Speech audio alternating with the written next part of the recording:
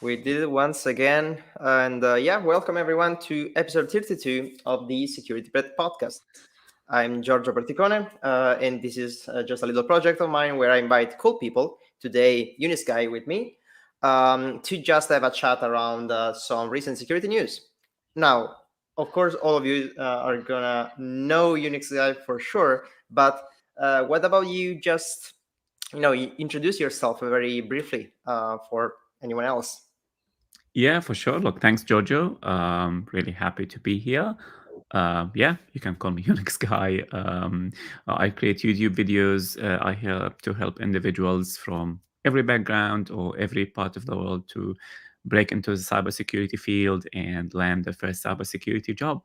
I'm based in Melbourne, Australia. It's about 7:30 in the morning, and today we had Easter holiday yesterday, so yeah, I'm not at my usual desk. Apologies for that. And I had a pretty late night, so I've got my coffee here with me, and yeah, happy to be here, Jojo.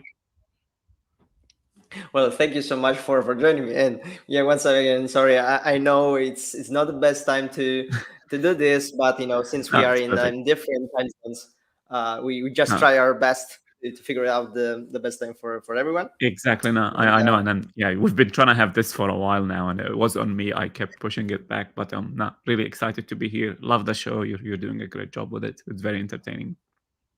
thank you so much. So, well, this is the idea. I'm gonna share my screen in a second with the first of the news we collected this week, and we're Mm. just going to have a very chill conversation about it, and hopefully, this will be helpful for you guys watching this live or anyone who will rewatch this on the YouTube channel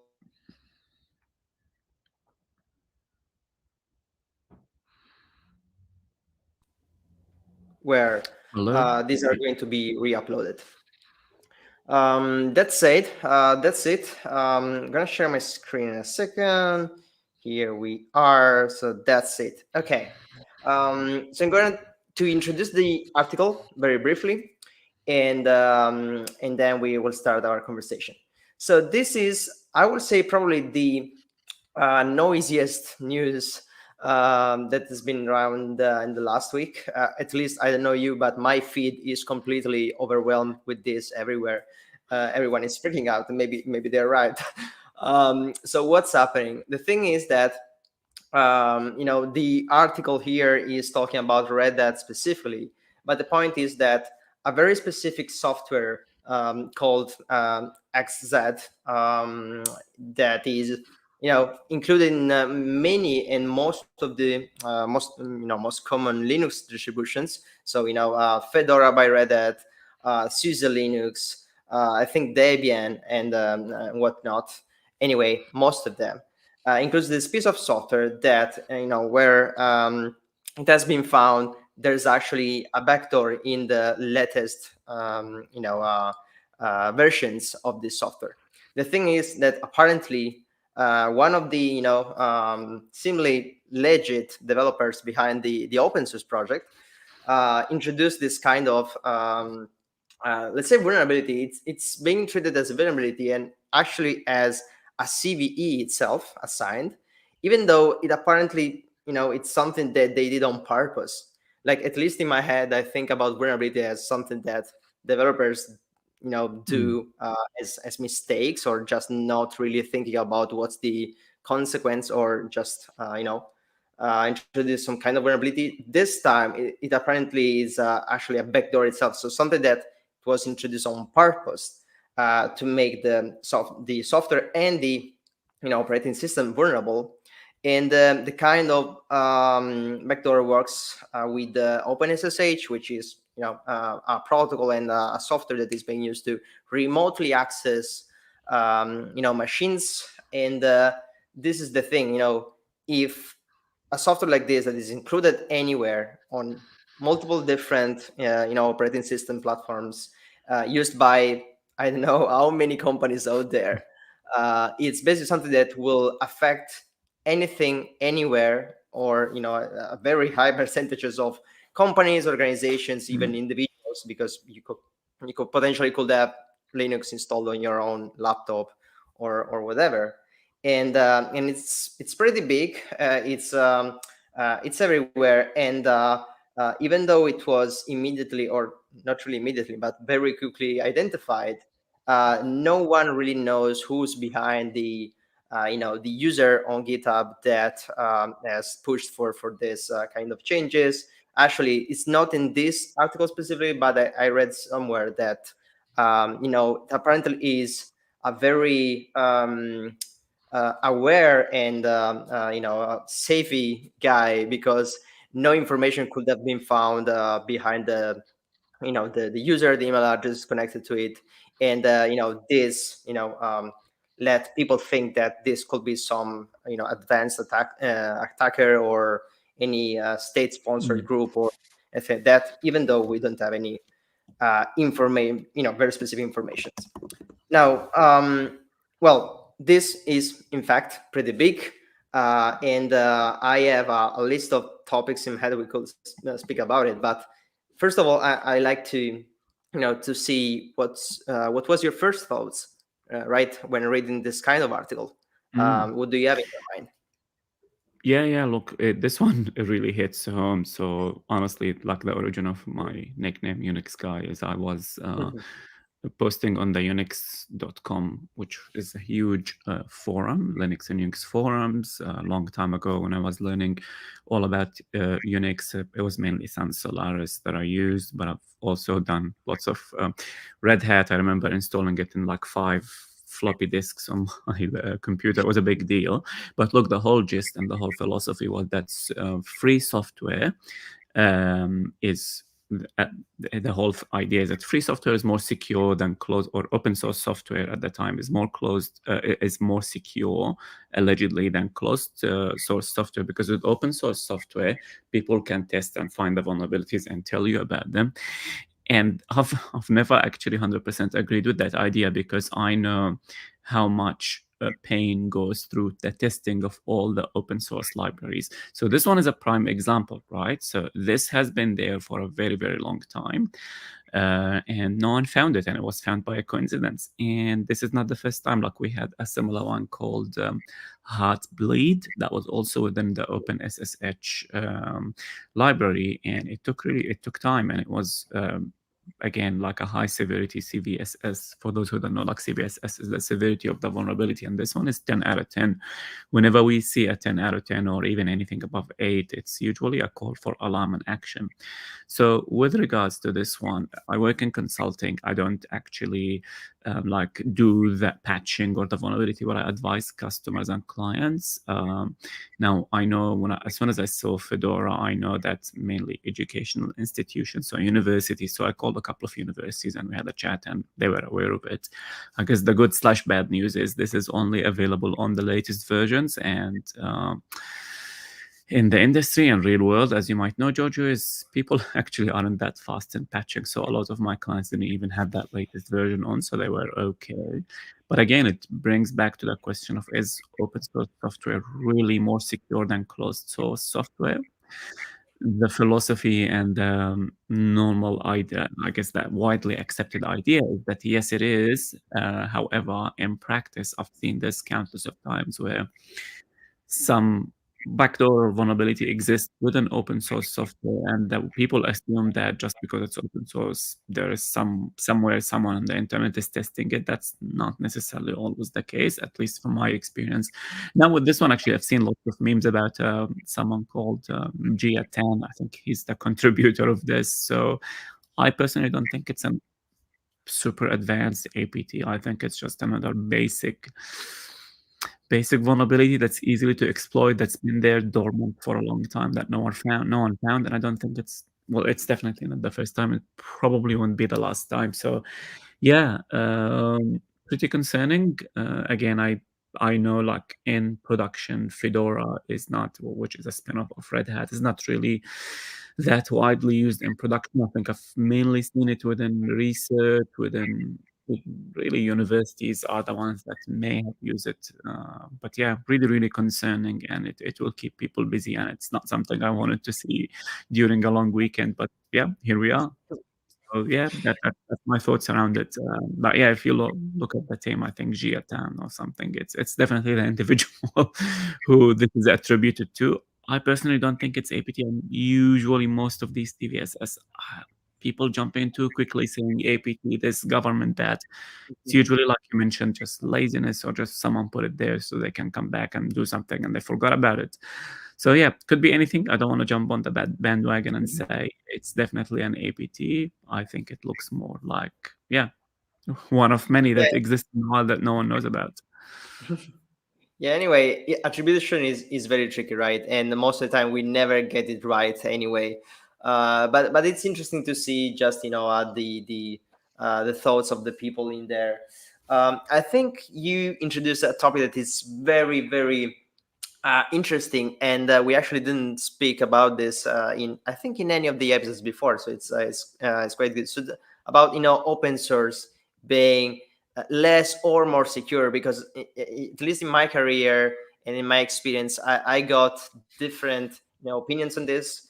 You have the people who says, oh no, I prefer software built from companies that is closed source, where they do testing, they have developers working on it full time, so they can maintain it, and for that reason it's more secure. And the other thing, it's, oh no, the open source software, the code is there and it's developed by random guys, so you never know what they could put in there, or it's just some students or guys doing this on the free time, so it's going to Mm. be a poor quality code compared to something like I don't know, from Microsoft or any other big company.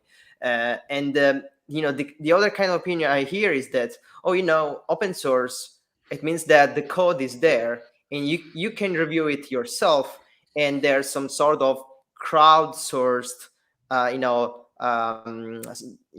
code testing software review, which makes it generally more secure.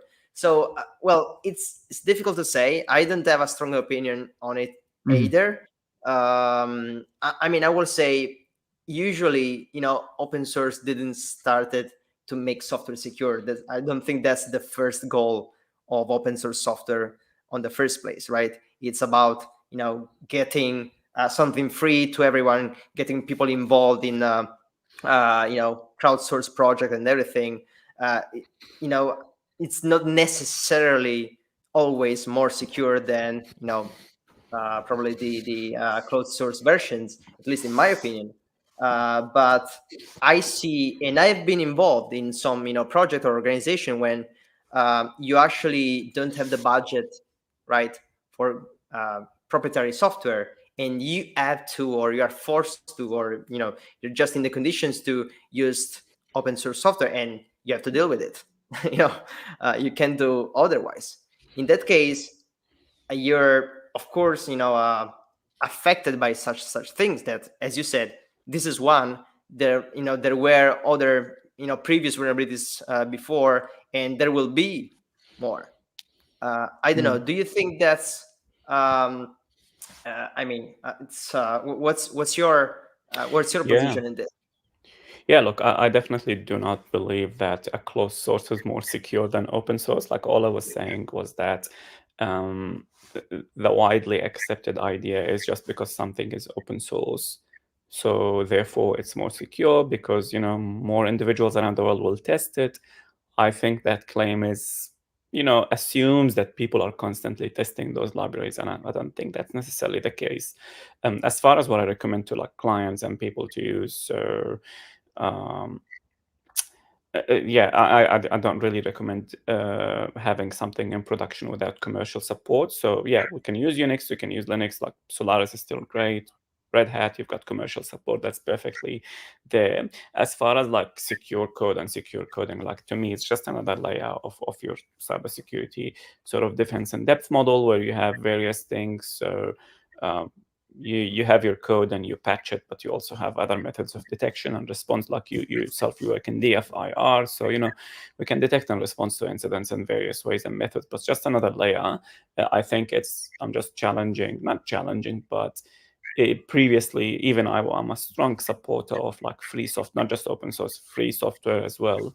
So free and open source software. It's just I'd be cautious of the massive, widely accepted claim that's just because something is open source is more secure. From what I've seen, like in military and defense, it's not necessarily really open source. It's other stuff that they use. So yeah, I would just challenge the notion that just because something is open source, therefore it's by default more secure. I don't think that's necessarily the case. Yeah, that's true, and you are perfectly right when you say anyway, no matter what kind of software you are using, you just have to be aware of it, and you definitely have you should have a list of different measures in place. This is not just the code reviews, not just the software support by your vendor, whatever it is. The thing is, there will be vulnerabilities no matter what kind of software you're using, right? And for that reason, you should have a list of different measures that will try to prevent in the first place, and maybe at some point respond to the incident if and when there will be one. No matter what kind of software you're using. So I'm perfectly agreeing with that. Mm. The other thing, maybe just quickly referring to this kind of article that I'm thinking about, it's supply chain attacks, right? Because it could be the case right here, well, where you're introducing a vulnerability in a software, right, that is affecting an operating system, just because you know that eventually as an attacker, your final target is using that kind of software, maybe, and you'll be able to then attack and breach that specific target, or maybe those specific targets. Like in this case, there will definitely be many of those, or you're maybe just trying to set up a botnet or something where you really want hundreds or thousands of us vulnerable out there. That's a thing, and I think this is going to be more and more common because we've seen many of this kind of real supply chain attacks and vulnerabilities that could eventually end up in sort of supply chain attacks. Do you think this could be the case? Do you think that that's a thing that we should be worried about in general, or maybe just another vulnerability compared to any other one? Yeah, I mean, I think look, it's worthwhile to just clarify what supply chain attack means. Supply chain attack, like it's a Fedora is the operating system, and a supply chain meaning it's not in Fedora itself, but it's in a quote unquote third party tool within the software, which in this case is OpenSSH. I don't like it. This is not like every Linux distribution comes with an OpenSSH pre-installed, so wouldn't say this is a supply chain necessarily per se, but most vulnerabilities will be like that. It will be within a software installed in the OS. So it could be in the OS kernel, but I believe it's not just another vulnerability. I mean, this is serious. This is 10 out of 10. For me, it's just going to be a little bit more contained because it's not within Red Hat Enterprise Linux, which is what's mostly deployed in the industry. So restricted to Fedora should be okay. Like I think we will probably stop hearing about it very, very soon. I could be wrong. Like Mhm. it's the jury's out. If someone is using it, then they probably are okay. Like if someone is not using Fedora, they probably are okay. So yeah, as far as is this supply, I don't believe this is like a quote unquote supply chain. I think it's just a vulnerable library within OpenSSH as a package within Linux, within certain distributions. And yeah, luckily it wasn't in Red Hat Enterprise Linux. So I think we'll probably forget about it soon. But yeah, I think it will be more a lesson for just blindly claiming that, open source is the answer. Although when we had Heartbleed, which was also, I think, an OpenSSH, yeah, we moved on quickly. Patch, move on. So there's that. Yeah, that's actually my perception with most of the biggest vulnerabilities out there, right? Because yeah, that's true. For like a couple of weeks, we are all overwhelmed with all of those news, all of those discussions out there. But the thing is, we actually have like probably tens or hundreds of those vulnerabilities. Maybe not with all of them with the same, CVSS score. But the thing is, there are Mm, so many that an organization has to face every day that we cannot just put all of the focus on just on one single vulnerability in any 100%. at any point, right? Cool. I think that's kind of it regarding this news, because we have a couple of other ones to talk about. So Yeah. I'm gonna jump to the next one. And before I do that, just a little reminder. If you're watching this, if you're listening to this, and you're like what you're watching, just consider subscribing to the channel, because in that way you're just letting me know that I should do more. I should invite more people, and maybe I can bother at some point Unix once again to have a new episode, in the future. That's it. Thank you, and let's move to the next one, which is an interesting one regarding Apple and iPhone specifically. Basically, what we have here, once again, another article from Brian Krebs, that I really like to read every time. So every time I do this, I put all of the articles in the description of the video. So please take your time, read those articles yourself, and make your own opinion and your own research. Maybe let us know those opinions later in a comment. So about this news, what Krebs observed here was that a list of people recently have been targeted by a very particular, I would say, attack that is being categorized mostly as MFA bombing or MFA fatigue attack or something like this. And this is something that has been seen recently on other occasions, but it's fairly new as far as I know.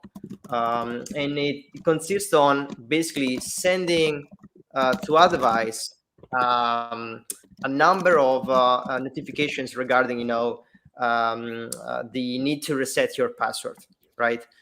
For any reason. But we're talking about maybe tens or hundreds of those notifications at the same time, so that basically the device become really unusable at all, right?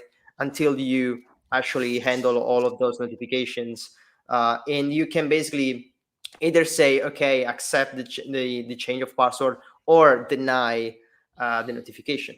The thing that makes this attack a little more particular is the thing that after the MFA bombing itself, the victims also received a phone call at some point from allegedly the Apple support team, from actually a legit number, uh, from Apple itself, where the those people were asking, uh, for their access to the device, and for them to actually accept those notifications, to provide them a way to basically get in their Apple account and their devices. Now, this time, the reason why it's particularly interesting, I think, it's because it should not be expected to receive all of those notifications at once, or at least, some people do not agree on Apple giving that possibility, because there's no reason why you should send 30 or 100 notifications all at once. So someone is thinking about the possibility that there's some kind of vulnerability on the Apple platform that is enabling attackers to send this kind of attack. Now, once again, I'll stop talking because I always talk too much, and ask you, what's your take on this? Like, have you ever meet anyone that is facing this kind of attack, or it's that new also for you? Mm-mm. Now, look, definitely not news, not new. I think Cribs Security use the term MFA bombing. Usually, the common name for those is we call it MFA fatigue. You're more likely to hear that a term more so than others. So, look, just for those. So MFA fatigue really, yeah, push bombing, MFA fatigue. I think you use different terms. So It's basically when someone trying to log in and uh, so let's say, for example, you're trying to log into somewhere and you're putting your password, and then it's asking you to log in with MFA to enter the code. So someone might just keep like hitting login, login, login. So it just asks you so many times for that MFA code. So you see so many notifications on your phone. Usually when people see this type of notification, they think there is an error or some kind of a mistake. So it's asking you let the person in, or like if you use Google Authenticator, for example, it will like, yes, it's me, or no, it's not me. Instead of getting it once, you get it like hundreds of times. Very common. In fact, this is how Uber was compromised using MFA fatigue as well. So they target a certain individual and they send them MFA fatigue. But here, what happened is after they get the MFA fatigue, someone calls that person pretending to be IT support. This again happened with Uber, but instead of calling the user, they send them a WhatsApp message saying, hey, we are IT support. We noticed there is a problem with your login, so can you just allow this login once? So as soon as they allowed it, they have a session and then they can do damage. Extremely common. And I think what's again the general consensus of some of the like CIOs that I talk to, or some of the managers, they'd be like, okay, I've got MFA, everything's fine, no one can hack us. I mean, yes, they can. MFA fatigue is a really common way of hacking now. As far as is this a massive one, I don't think it's a vulnerability on Apple's side. I think it's more a usability slash weakness issue, is that a vendor shouldn't allow hundreds to appear. So maybe they set a limit, okay, 5 is the maximum, and then it stops setting you notifications. As far as the end user is concerned, you can just disable notification for it and then you call support. I think so yeah, is it like this massive new vulnerability? It's not. It's an inherent weakness in MFA.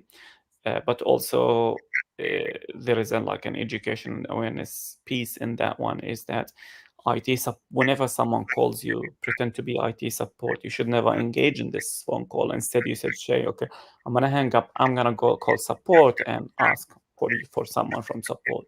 This is how you validate that. This is how all scams work. Like I get a scam call from someone saying, "We're American Express. We see unusual activities." I'm like, "Okay, thanks for calling. I'm gonna hang up now and I'm gonna call Amex support to verify this." And then this is how you find if it's a scam or not. So, yeah, look, really interesting case, really curious case, but also this is a prime example on a targeted hack. So this wasn't random. They knew the individual, they got their phone number, and then they targeted them with that phishing, with that MFA fatigue. Then they called them. Usually phone calls are more powerful because they say, okay, we've seen some activities with you. And usually when they call you, they know a little bit about you. So they've done their research. So yeah, really interesting. Yeah, this is how big companies get compromised. This is how Uber was compromised, precisely using this method. Yeah. Yeah, if I remember well, in that specific case, it was I think targeted some engineers so that they could eventually access to some internet tools and whatever. So it happens and it actually works apparently. And there's a particular thing that is kind of interesting at the end of the article, where one of the victims is saying that after receiving this kind of attack, they went to basically buy a new device and starting from scratch a new account because they were afraid they were being targeted by this attack.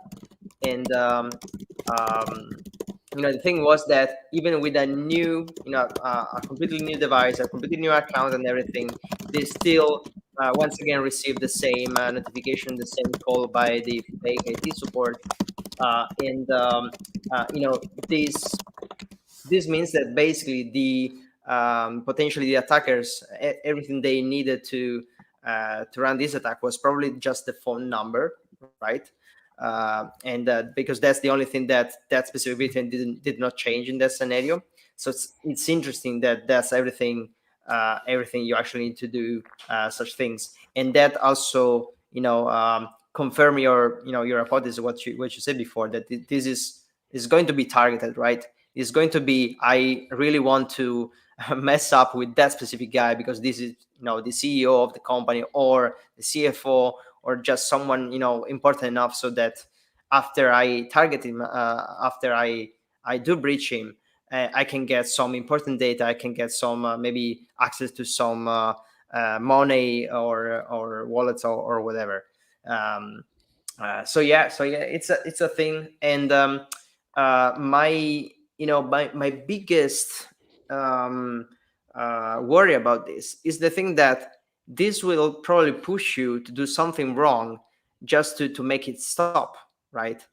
Because the thing is, if you're someone important which is waiting for a very important phone call by someone to make a deal or something, and then your phone is unusable because you keep receiving those notifications, and maybe just to make it stop, you really wants to accept it so it stops bothering you.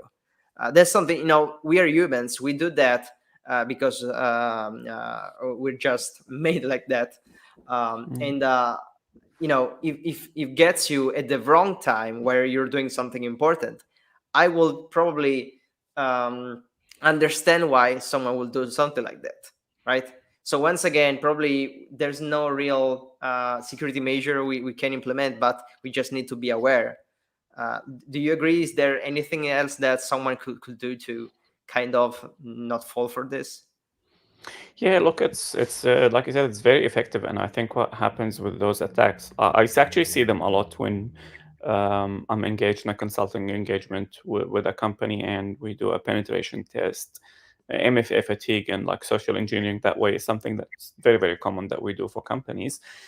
Sometimes it's also you can have the awareness, but the problem with these, if you're using your phone, you can actually click on the button by mistake. I've seen this happen. Right. So you wanna stop it, but instead you click accept and you let someone in right away.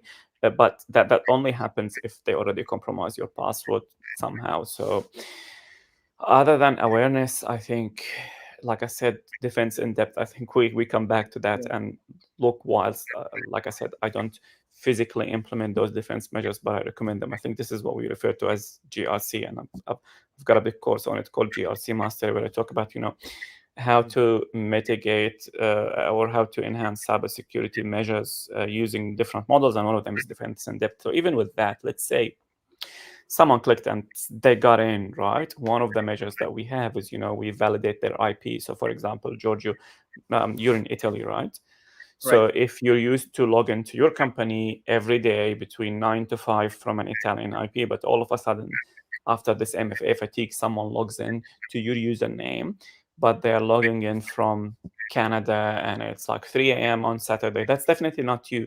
So again, you can have an alert and you can lock their account. So there is so many measures that we can make once a user is compromised, right? And even then, like we use something like that zero trust model, or with an identity and access where you only have the minimum access required to do your job. So even if you're compromised, you don't really have access to the entire network. So there is a lot that we can do as cybersecurity on the back end to reduce the impact of that cyber attack, right? As far as what we can do, yes, so from Apple's perspective, you shouldn't allow this many MFA requests within a short period of time. So it should be time limited to, let's say, 3 or 5, and then there is a timer. So just to give you a time to reset.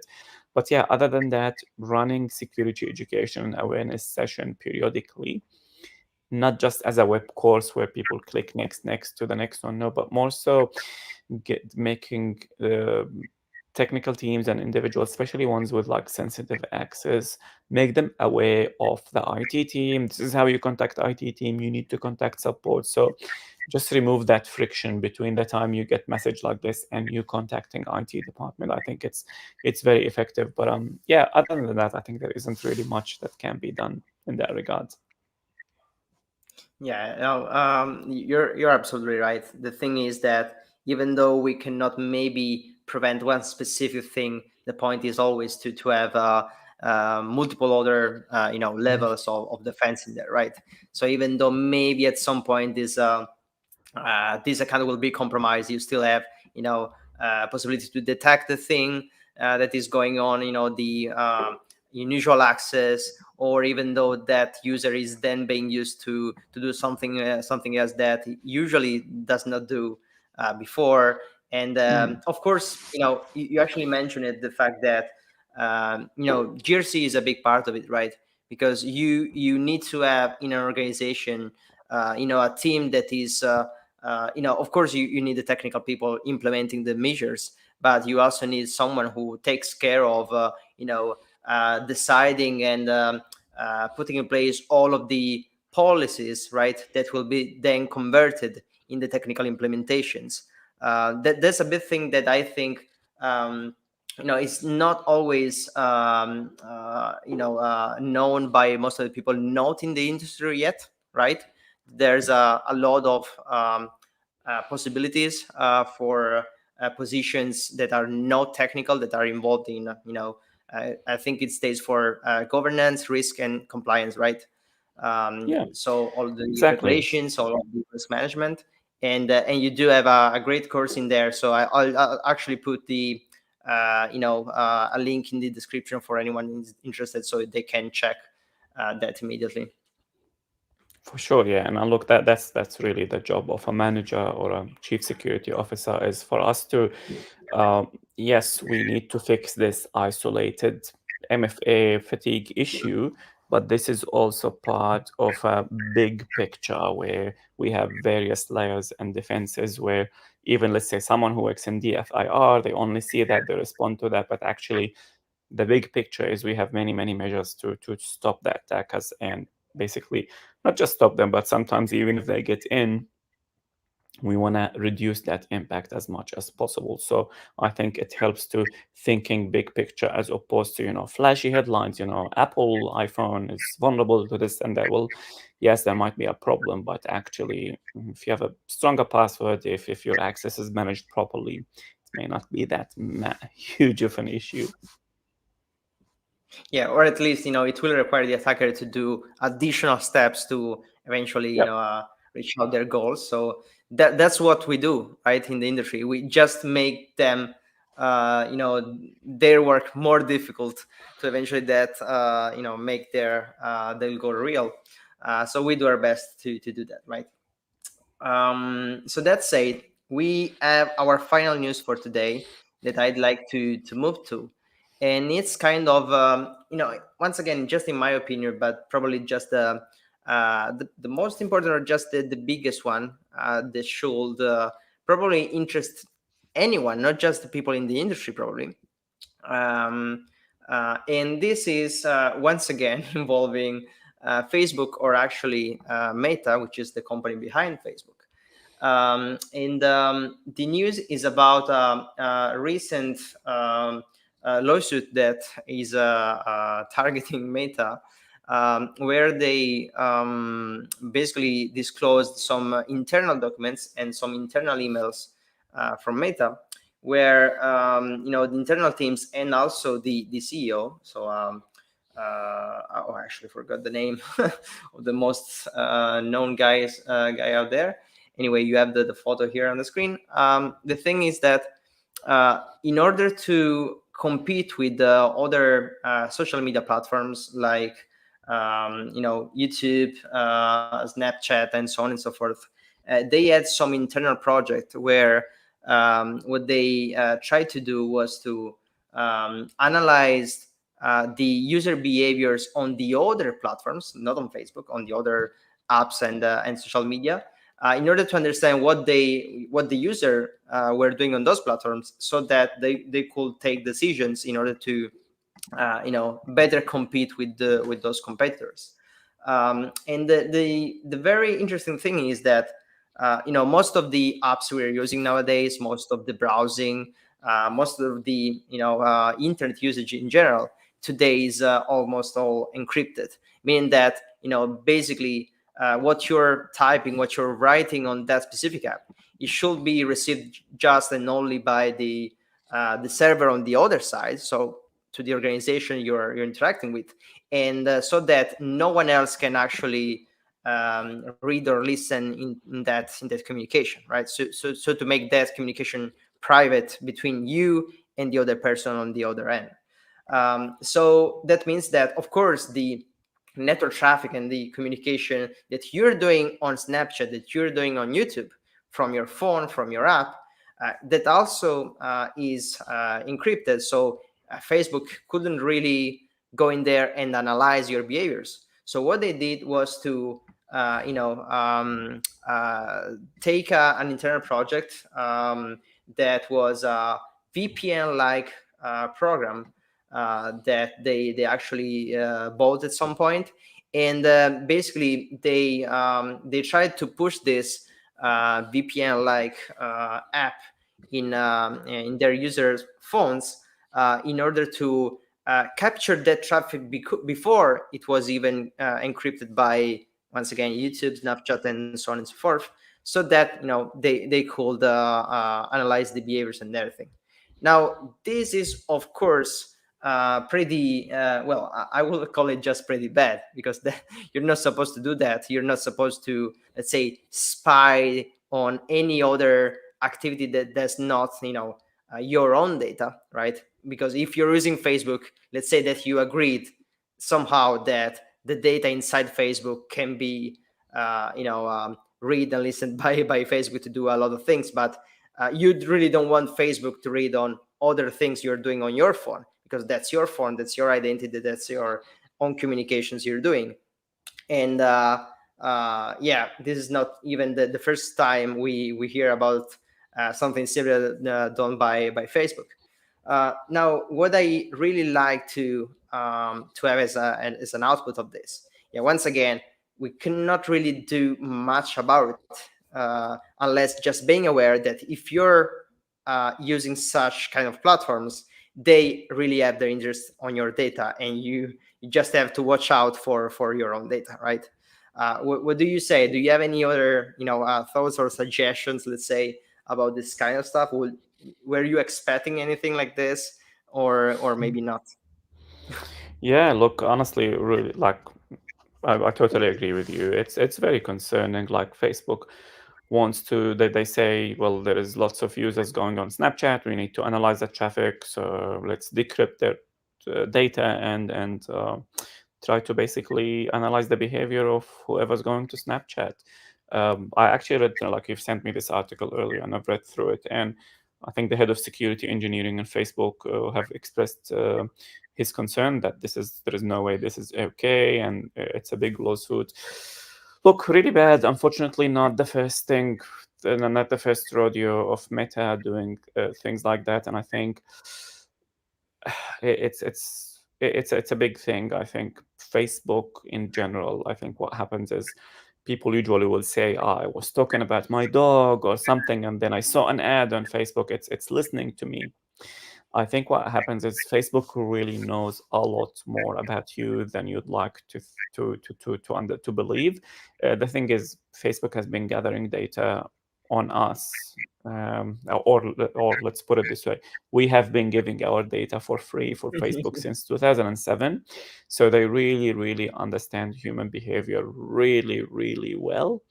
So the fact that someone decides they want to buy something for their dog. Facebook really knows that if someone between this age bracket who likes to watch TV and who lives in this city, there is 5 million people who did the exact same thing. Therefore, there is a high chance that you will also do this. So they're not really, listening to your computer so much. So as they just know your behavior really well. And I think this is another example of them trying to understand the behavior of the user and do user behavior analytics when it comes to, in this case, Snapchat. It's completely unethical to try to decrypt traffic that's encrypted. It's not okay. I think it's illegal.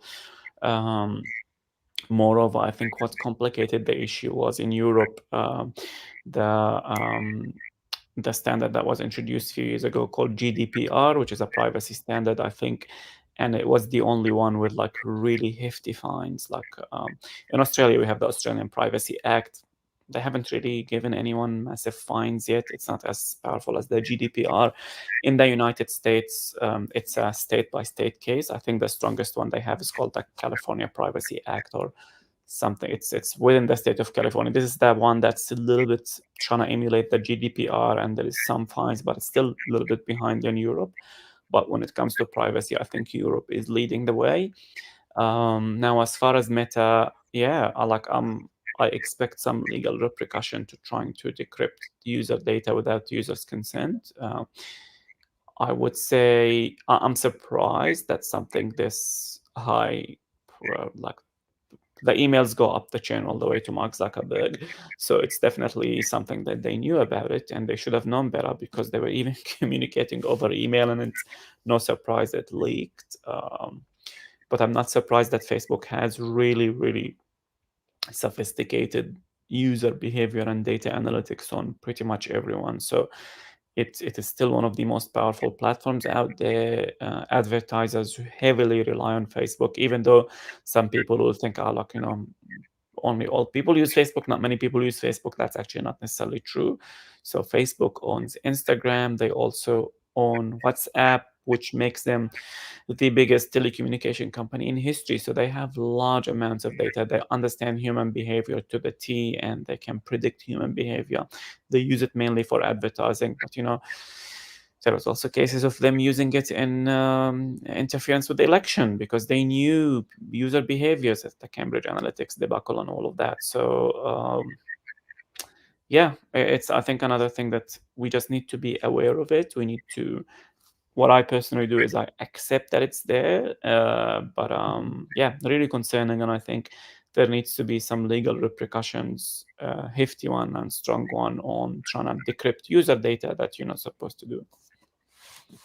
Yeah, I'm on your same point, meaning that I do believe user cannot really do much on this, right? The only thing you could do is just to not be on Facebook or any other application on the deck at all, right? But that you are also the sign that you're not basically using what I don't know 90% of the other people around the earth is actually doing to communicate between each other. So that's actually a big decision to take. Whether where when you do install, when you do create those accounts on those platforms, you need just basically to accept the fact that the moment you start using them, your data is basically theirs, or at least all of the data you put on those platforms, it's basically in their hands. Probably, and you mentioned this as well. The biggest way we can limit or just address this kind of issues is by regulations, probably. So of course in Europe we have GDPR that is um, running a lot of fees for Facebook, but also other companies out there. And I'm actually curious to ask you about, you're in Australia, right? So the thing is, even though you have your own regulation, do you see this, changing the way companies do something? Do you see this, this kind of regulations considered important inside organizations, or maybe not yet? Because maybe this could be the situation in Europe, but then on the other in other countries, it's maybe there's another approach on this. What do you see on your daily duties? Yeah, look, I think the regulation, I think, look, what drives a lot of cybersecurity actions is actually more so the regulations than anything else. People think that, yes, companies want to stop hackers, but also I think regulations force a lot of, especially small to medium-sized organizations, to take security more serious. I think, yeah, privacy laws and regulations need to be a little bit tougher. Like they need to use the Europe example of GDPR and just implement it worldwide, because like I said, like Australia will way behind. Like the Australian Privacy Act is good on paper, but as far as implementations and hefty fines, it's not really that effective. Like we had large companies in Australia get hacked last year, large, and it went on public. Like it was really publicized. None of the companies got any fines, and the compromises were due to obvious and clear negligence on the company's side. They claimed it was sophisticated. It was APT. It wasn't APT or stuff. It was really straightforward hack. So companies that don't take security serious, in some cases, they are endangering the public. So the companies that got hacked in Australia, the data was leaked, and people used that data to target vulnerable individuals and scam them, and it's been documented. So again, and like vulnerable individuals in the community were targeted because Australian company didn't take security serious. So I believe regulators have a role to play. They need to be a little bit tougher on organizations, especially ones that don't even do the bare minimum. So yeah, in my view, it's one of an important piece of the puzzle. And even when I have like conversations with decision makers, CEOs and stuff, lots of them don't want to do anything security wise unless there is a big regulation push. because to them it's like, why do I need to invest in security? It seems that no matter how much money we pay, it doesn't work, and there is, the people who continue to complain that there's no end, and if I get hacked, it's fine. I don't care. Like, I'll just move on. And like, there's lots of conversations that happen behind the closed doors. But moral of the story is, when you have a strong regulator, it does force people to take the right action. So yeah, I'm all for it. Yeah, absolutely. And probably, this is very important. And still, I like, my perception is that not all of the security practitioners out there really understands this, because there are so many people that, of course, they are interested in the technical, challenge and Mm. the technology itself, and do not consider regulations very important for their work, or for what they are doing on a daily basis. But the thing is, at least in Europe, I definitely have seen talking about, organizations talking about security in general, just starting from the GDPR implementation. Before that, there were not really, I'm talking about Italy, of course, but there were not really security positions or security teams in companies at all. Maybe just in the biggest ones, but still, maybe they have one person in there just to be responsible for that. And after something like the GDPR, a lot of investments, a lot of budget were unlocked, and I see, in the last 10 years, definitely there was a big impact of that. Not only the fees, because of course you don't want only the regulation itself, you do want the enforcing of that regulation, and that comes with the fines to the organization, of course. But you see that, to avoid getting those fines, people start no organization starts to invest in security. That's what we really want to get. I think it's not about, yeah, we want the money from the organization because they didn't treat the user data fairly. It's about, to avoid the fine, they need to invest, they need to put security measures in place, they need to hire people to work on security and stuff like that. So they do put a lot of pressure, which eventually even the technical people will appreciate. Don't do you think this is correct also on your side? Did you see that already with your own regulations, or yes, we're still waiting for it? Yeah, look, definitely agree. Like I said, look, in Australia, we're still a little bit behind, but a few of the organizations that I work with, they have operations in Europe and in the US, and definitely when there is more strict regulator, or when there is more fines at stake, security tend to be taken a lot more serious. Yeah, absolutely. And by the way, I'm no GDPR expert, but definitely, even though a company is not it doesn't start it in Europe. If they do business in Europe, they do have European customers.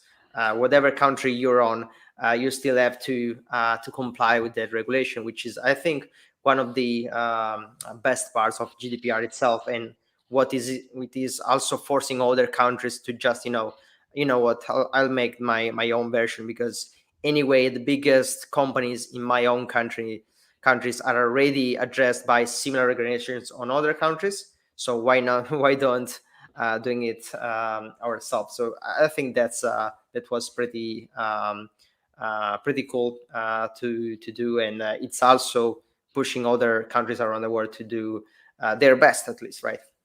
Yeah, 100%. Um, You're absolutely right. So if you do business with European Union citizens, even if you don't sell goods in Europe, but you have European citizens as clients, you actually need to comply with GDPR, which can be really, really challenging. yeah, especially for digital services. We spoke about Facebook, any other social media platform. If you just have some customers accessing your platform, your application from from Europe, you already have to comply with that. So it's pretty big deal, and it put already a lot of pressure on many different companies. Some of the companies actually stopped, providing those services to European people at some point. So it is a big deal, and it takes a lot of effort to comply, which is also the reason why companies need consultants to help them with the compliance and everything. 100%. So I think that was pretty much it, unfortunately.